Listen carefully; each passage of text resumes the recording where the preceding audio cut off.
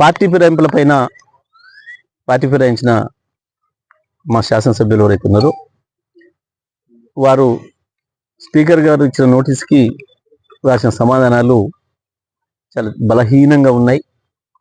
ప్రజలు చూస్తే నవ్వుకుంటట్టున్నాయి, ఒక రకంగా అసహించుకుంటట్టు కూడా ఉన్నాయి. మేము బీఆర్ఎస్ పార్టీలోనే ఉన్నాం. బీఆర్ఎస్ నాయకత్వం పైన మాకు ఇంకా విశ్వాసం ఉంది. నేను కాంగ్రెస్లో చేరలేదు. ముఖ్యమంత్రి మాకు గప్పింది కాంగ్రెస్ కండువ కాదు,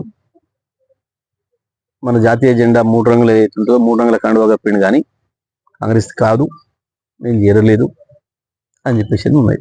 ఎవరు రాసినా గంతే రాసిండ్రు. ఇది చూసి ప్రజలు ఎవరుకోవాలి? ఇవాళ ఒకరిని మోసం చేస్తుండొచ్చు, 2 రోజులు ఇద్దరిని ఒకనాడు మోసం చేయొచ్చు, కానీ లక్షలాది కోట్లాది మంది ప్రజలకు కూడా కళ్ళ గంతలు కడతారా? ప్రజలు అసహించుకుంటారన్న సోయి కూడా లేదు. స్పీకర్ నోటీస్ వేయగానే ఏం చేసారు? మీరు ఎక్కడికి పోయినరు? కేసీఆర్ గారి మీద విశ్వాసం ఉంటే చక్కగా కేసీఆర్ గారి దగ్గర రావాలి కదా, కేటీఆర్ గారి దగ్గరికి రావాలి కదా వర్కింగ్ ప్రెసిడెంట్గా.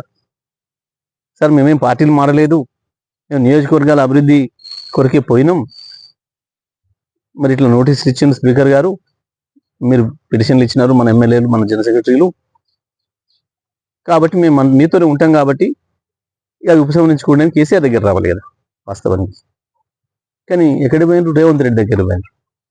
రేవంత్ దగ్గర పోయి కాపాడిన మహాప్రభు అని చెప్పి కాలబట్టుకొని ఏదో చేసి ఏదో తిప్పలబడుతున్నారు. వీళ్ళు ఏం ప్రయత్నం చేసినా అది వరద కొట్టుకుపోయే గడ్డిపోసను పట్టుకునే ప్రయత్నం చేసినట్టుగానే ఉంది తప్ప దాంట్లో ఏమీ లేదు. బలహీనమైన వాదన ఉంది.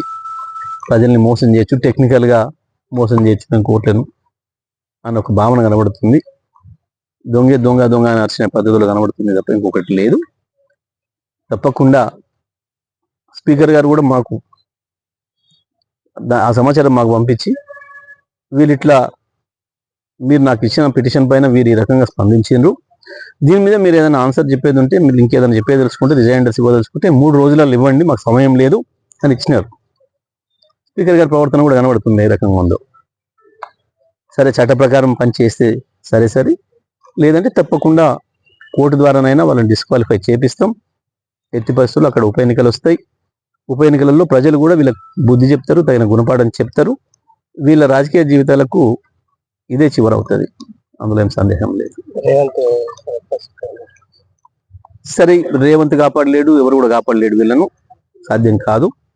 ఇంత బహిరంగంగా దొరికిపోయి టెక్నికల్గా 2 రోజులు తప్పించుకోవచ్చు, స్పీకర్ మీ దగ్గర ఉన్నది కాబట్టి. కానీ కోర్టు తప్పకుండా శిక్ష వేస్తుంది, అంతకు మించి ప్రజలు శిక్ష వేస్తారు, అందులో సందేహం ఏం లేదు.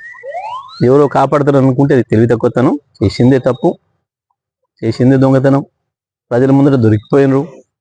ఇవాళ మేము ఇంకేదో బొంకుతామంటే అది కుదిరేది కాదు. తప్పకుండా డిస్క్వాలిఫై కావడం ఖాయం, ఉప ఎన్నికలు వచ్చుడు ఖాయం, అందులో ప్రజలు వీళ్ళని ఓడగొట్టడం కూడా ఖాయం.